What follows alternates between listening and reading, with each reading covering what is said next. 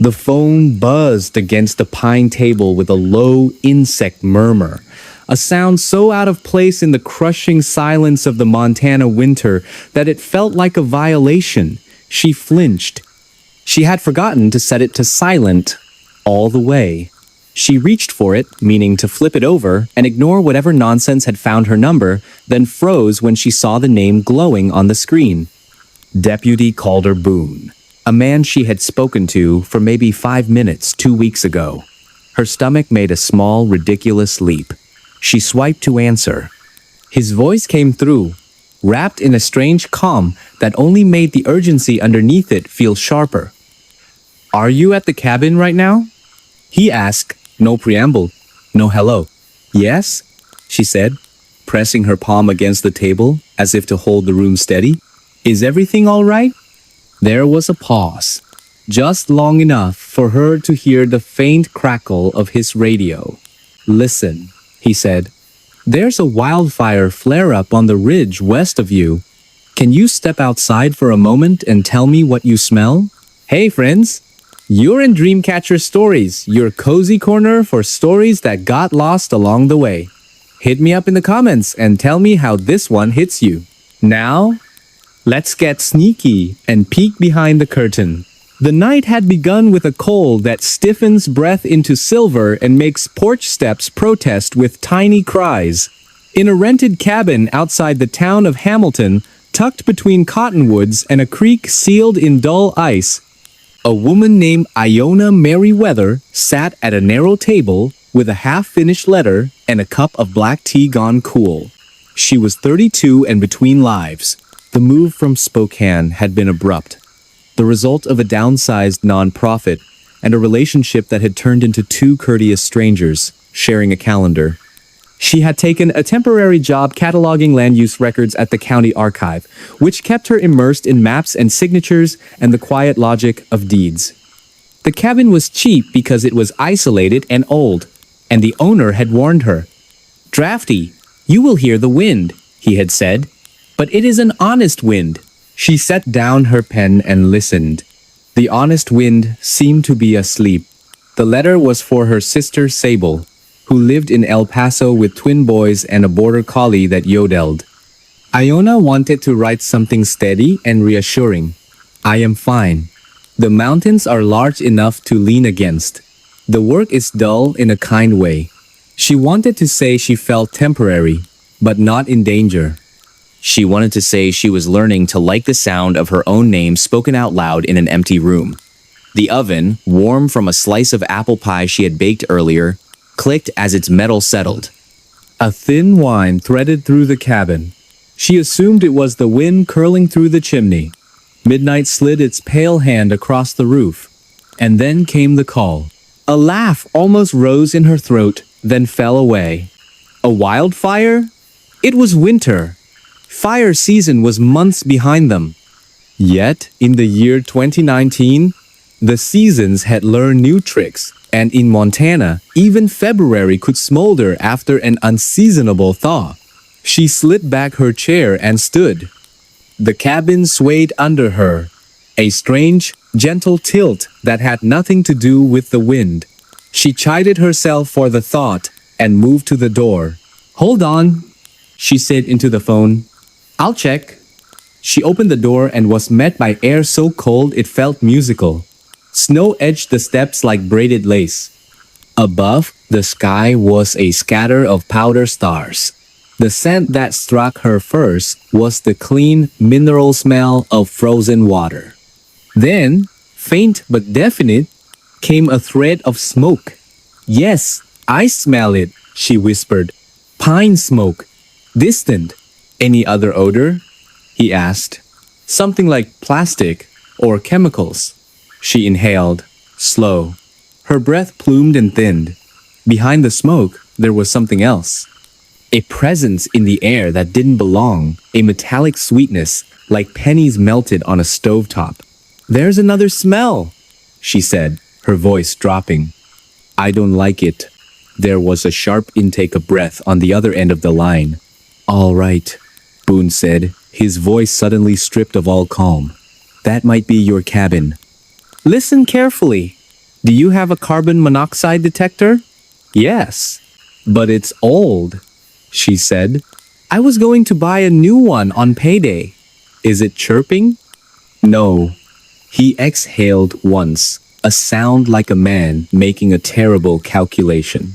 I want you to do this right now. Hang up, call 911 from outside, and wait for firefighters. Do not go back in. Carbon monoxide can make you sleepy before it makes you sick. Your oven was on earlier, wasn't it? A blush of shame touched her cheeks. I baked a pie, she said quietly. Left the oven door open for warmth. The landlord said it was fine. I know folks do that, he said, his tone neither scolding nor permissive. But if your chimney draws funny tonight and embers are in the air, you could have a backdraft or a blocked flue. Please, Iona, outside now. Her eyes stung, not from smoke, but from the sudden, violent awareness that the cozy room behind her, the room that felt like a sanctuary, had held a hidden river with her name in it. She stepped onto the porch, phone clamped to her ear. I'm out, she whispered. The stars looked like nails hammered into the black. Good, he said softly. Stay where you are. I've already called it in. I'm on my way too, but the engine will get there first. The line clicked and went dead because she had followed instructions and dialed 911. Her voice to the dispatcher sounded to her like a voice thrown across a field. She gave the address, the landmarks, the description of the smoke smell, and the faint metallic sweet. The dispatcher told her help was coming from town. Stay out of the house. Stay on the line if you need to. She thanked the voice and ended the call because she wanted both hands free to hold the night. The cabin windows glowed with the mild gold of a lamp she had left on. The glow looked harmless, like kindness. She knew better now. She wrapped her scarf tighter and tucked her chin. In the creek bed, a fox moved along the ice with the poise of a thought. She tried to focus on that. She tried to focus on anything other than the what if that yawned at her feet like a ditch. Minutes passed. She could not count them and did not want to. In the distance came the small, urgent harmonies of a siren. She put her hand against the porch post and murmured, "Thank you," to whatever thread had led Boone to call at that precise slice of night. She imagined him in a squad truck, staring at a map, chewing the inside of his cheek, frowning at wind readings, dialing her number because something in his chest said, "Do it now." The engine turned into the drive with a bustle of light. Two firefighters stepped down, steam lifting from their mouths. Their names were embroidered over their heavy coats. R. J. Pickett. L. Havlar. They were both younger than she had expected. Their faces were intent without being hard. "You the caller?" asked Pickett. His eyes swept the cabin, then the sky. Iona nodded. "Carbon monoxide, maybe. I left the oven open earlier. I'm sorry." "No need to be sorry for calling," he said. "That's the right move." Avla, already shouldering a meter, asked where the detector was. "Kitchen," said Iona, feeling foolish as she pointed at the door, like it was an accusation. The firefighters slipped inside in a practice sequence, propped the door, and began. Cold air poured across Iona's ankles. She stood as if correctly placed by invisible tape. She heard one of the meters chirp, in a voice that did not sound frantic so much as serious. Pickett's voice called out a number that meant nothing, and everything, to her. Then came the scrape of a window sash, and the clatter of another. The cabin exhaled. After a long minute, both firefighters emerged and shut the door with a gentleness that surprised her. "You did the right thing," Pickett said. "Levels are high. Your flue is blocked." Looks like a little ember drifted down and lodged where it met some creosote. Then the wind did its strange dance. He paused. We found the detector on a shelf with the battery pulled halfway. Probably chirped at some point and got silenced. Happens. Iona blinked. I was there, at the table, she whispered. I felt sleepy. I thought it was just the hour. That's how it goes, Havler said. Soft asleep. Lucky, he called. As if summoned, a county truck pulled up behind the engine, and Calder Boone stepped into the headlight spill. He wore his uniform under a quilted jacket. Snow salted his hairline. He nodded to the firefighters, then looked to Iona, his expression careful, as if any sudden kindness might tip her over. You all right? He asked. She nodded, then shook her head, then nodded again. I think so, she said. Thank you for calling. Thank you for not waiting for morning. I had your number from the archive, he said. We were going down a list of addresses. The wind maps were making me itchy. When I saw yours, I figured I'd check personally. Good thing I did.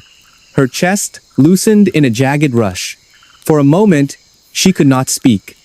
She wanted to tell him that her letter to Sable had been about learning to believe in small kindnesses. She wanted to tell him that his voice had carried a bridge to her.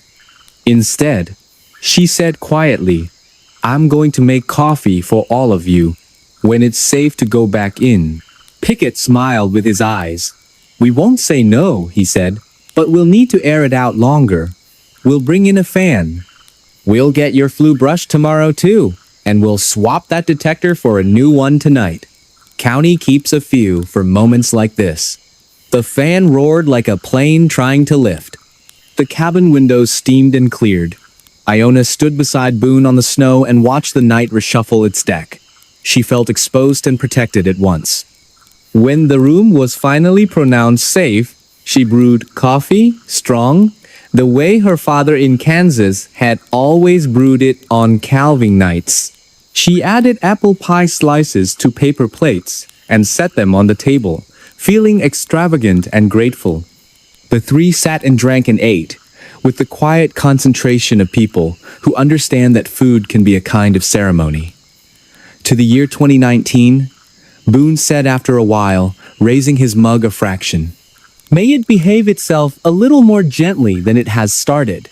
To detectors that shout, said Havler. To wind that minds its manners, said Pickett. To small stories that save us, Iona said, and she did not mind how earnest she sounded.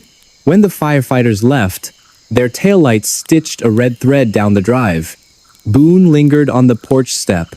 I'll check on you tomorrow around noon, he said. Not to bother you, just to make sure the flu's being serviced and your head feels clear. I'll be here, she said. He nodded once and went down the steps. Inside, the cabin felt new to her, as if another woman had lived there and left in a rush. She sat at the table and drew the letter closer. The pen felt heavier and kinder than before. She wrote to Sable in straightforward lines. Tonight, a man I barely know called at 12 minutes past midnight and told me to step outside. He saved my life, and I am not being dramatic. There is a new alarm on the wall, and it sings the truth. I have been reminded that you can begin again on any night, even one that smells like smoke. When sleep came, it wasn't the heavy, treacherous sleep of carbon monoxide, but the clean tiredness that follows relief. She dreamed of safe doorways and a phone that vibrated exactly when it should. And there we go, another memory back from the dark. Don't go too far. I've got more mysteries itching to be told. The story of Iona Merriweather is a chilling reminder of how thin the veil is between a normal night and a tragedy. A blocked flue, an old detector, a sleepy feeling you dismiss. But it's also a story about the strange, unpredictable web of human connection.